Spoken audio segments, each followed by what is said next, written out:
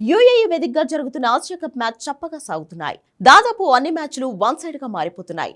ఫలితంగా టోర్నీపై పెద్దగా ఆసక్తి కనిపించడం లేదు. కానీ ఇక్కడ మరో టాపిక్ మాత్రం వైరల్ గా మారింది.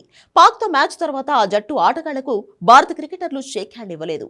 ఈ నో షేక్ హ్యాండ్ వివాదం ఇప్పుడు చర్చనీయాంశమైంది. ఇదిలా ఉంటే ఇప్పటికే సూపర్ 4 రౌండ్ కి అర్హత సాధించిన భారత్ టైటిల్ ఫేవరెట్ గా బరిలోకి దిగింది.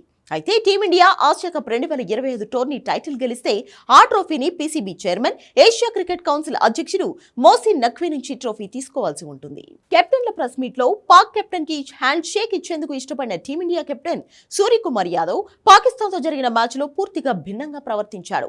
టాస్ సమయంలో పాక్ కెప్టెన్ తో చేతులు కలపలేదు. మ్యాచ్ అనంతరం ఆనవాయితీ ప్రకారం వేరే టీంతో హ్యాండ్ షేక్ ఇవ్వడానికి కూడా భారత జట్టు ప్లేయర్లు ఇష్టపడలేదు.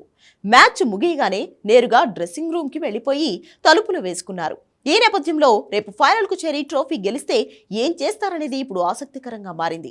టైటిల్ గెలిస్తే ఆ ట్రోఫీని Pakistan interior minister, Asia cricket council chairman అయిన మోసిన్ నఖ్వీ చేతిలో నుంచి తీసుకుంటారా లేదా అన్నది పెద్ద ప్రశ్నగా మారింది.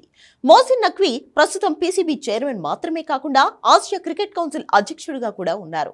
ఫైనల్ మ్యాచ్ తర్వాత ట్రోఫీని గెలిచిన జట్టుకు ఆయనే అందించాలి.